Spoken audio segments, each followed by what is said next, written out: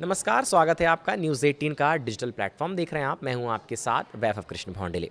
केंद्रीय कर्मचारियों और पेंशनर्स के लिए बहुत बड़ी खुशखबरी सामने आ सकती है। जी हां, जुलाई 2026 से महंगाई भत्ता यानी कि डीए और महंगाई राहत यानी डीआर में एक बार फिर बढ़ोतरी की उम्मीद जताई जा रही है। ताज़ा आंकड़ों के मुताबिक केंद्र सरकार इस बार कर्मचारियों के महंगाई भत्ते में 3% तक की बढ़ोतरी कर सकती है। अगर ऐसा होता है तो मौजूदा 60% डीए बढ़कर 63% हो जाएगा।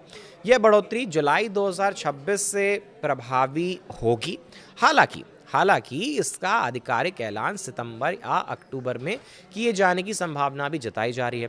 देखिए, दरअसल ऐसा है कि महंगाई भत्ते की गणना लेबर ब्यूरो द्वारा जारी all India consumer prime index for industrial workers यानी CPI-IW के आधार पर की जाती है।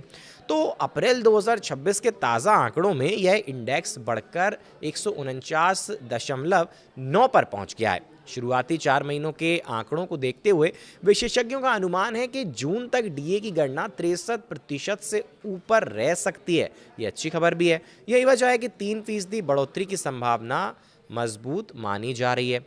अब देखिए, अगर सरकार 3% डीए बढ़ाती है तो नूतनम 18,000 रुपये बेसिक वेतन पाने वाले कर्मचारियों को हर महीने करीब 540 रुपये का अतिरिक्त लाभ मिलेगा। ये उनके लिए बड़ी राहत की खबर होगी। वहीं अगर सितंबर में घोषणा होती है तो जुलाई, अगस्त और सितंबर का एरियर भी कर्मचारियों को मिल सकता है। ऐसे में एरियर की रकम 1,500 रुपये से ज़्यादा हो सकती है। ये भी एक अच्छी खबर है।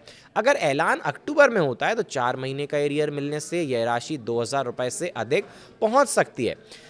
इस बीच 8वें वेतन आयोग को लेकर भी चर्चाएं तेज हो गई हैं। कर्मचारी संगठन लगातार मांग कर रहे हैं कि नए वेतन आयोग की सिफारिशें लागू होने से पहले कम से कम 50% महंगाई भत्ते को बेसिक वेतन में मर्ज किया जाए। ये उनकी मांग है। गौरतलब है कि केंद्र सरकार पिछले साल 8वें वेतन आयोग का गठन कर चुकी है। उम्मीद जताई जा रही है कि आयोग अपनी सिफारिशें अगले साल की पिछली छमाही तक सरकार को सौंप सकता है। यदि नई सिफारिशें 1 जनवरी 2026 से प्रभावी मानी जाती हैं तो कर्मचारियों को 18 से 20 महीने तक का भारी भरकम एरियर भी मिल सकता है। देखिए, बताते वक्त मेरे चेहरे पर ही मुस्कुराहट आ गई। फिलहाल केंद्रीय कर्मचारियों और पेंशनर्स की नज़रें सरकार के अगले फैसले पर टिकी हुई हैं। तो ये भी एक बेहद बड़ी खबर आप तक हमने पहुंचा दी। फिलहाल इस वीडियो में हमारे साथ बने रहने के लिए आपका बहुत बहुत शुक्रिया। धन्यवाद।